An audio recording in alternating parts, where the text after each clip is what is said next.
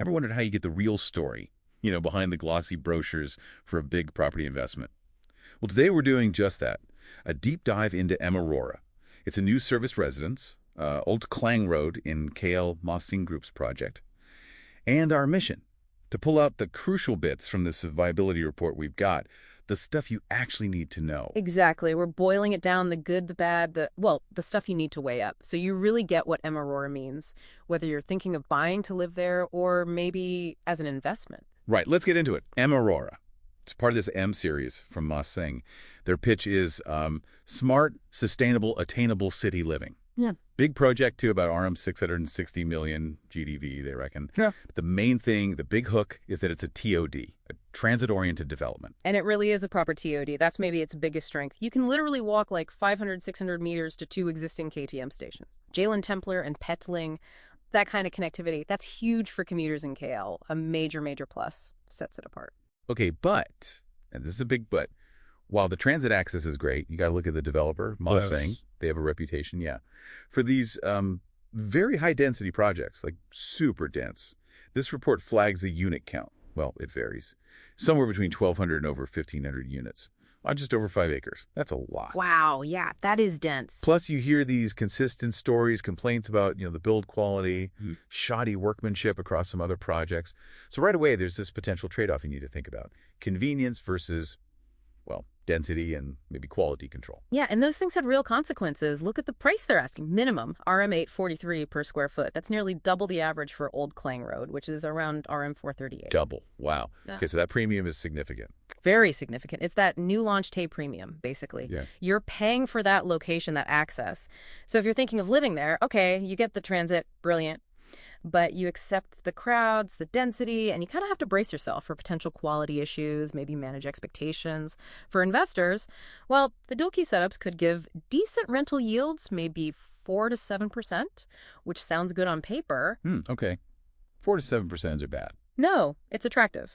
But there's this risk. When handover happens, vacant possession, VP, you might see a wave of Lilong units, auction units, hitting the market all at once. Because there are just so many units completing around the same time, and that flood could push prices down right after you get the keys. So maybe not great for quick capital gains straight away. Right. That initial period could be tricky. And speaking of tricky, that concierge rating we saw, 2.4 out of 5. Ouch. That doesn't exactly inspire confidence, does it? Not at all. Legendary is one word for it. So pulling this together, what should you actually do if you're considering M Aurora, whether investing or buying to live? What are the key takeaways? Good question. Key thing is, be proactive. Don't wait. If you're investing, grab any early bird deals, sure, but number one priority. Budget for your own independent defects inspector.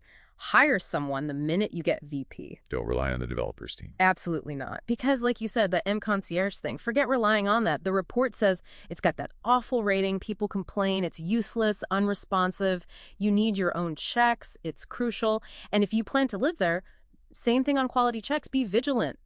Inspect everything. And just be ready for a very busy environment, lots of neighbors. That's the price for the great location. Makes sense. Yeah. What about looking further ahead, the long game? We always hear about future infrastructure boosting value. Is that part of the picture here? Right, and the report does mention that. There's potential for capital growth down the line, mostly pinned on the new MRT3 Circle line. That's the big one. But MRT3 isn't due till around 2032. Okay, so quite a way off still. Exactly. So if M Aurora is finished, say, 2028, maybe 2029, you've got this gap.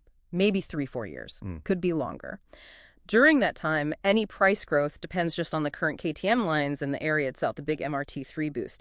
That won't really kick in until the 2030s, so there's this infrastructure lag to factor in. Okay, so early investors might need a bit more patience for that big payoff. Potentially, yes. It could mean slower growth initially compared to what you might expect once MRT3 is running, something to consider for your exit strategy or just holding costs. So it really feels like M Aurora is a classic case of weighing things up, doesn't it? That connectivity is fantastic, a genuine plus, a real TOD, but it comes packaged with, very high density and that historical question mark over Mossing's build quality in some cases. Being informed, being proactive seems key. Exactly. Which leads to the real question for you, the listener, I suppose. What's that convenience worth to you? How much is that premium price justified for that walk-to-train lifestyle? And maybe more importantly, how much effort are you willing to put in, the inspections, managing the handover, dealing with a dense community to make sure you safeguard that investment and get value for that premium? Yeah, definitely something to think about. Getting past the marketing hype and into the nitty-gritty, the real-world trade-offs, and that's what we aim for in these deep dives.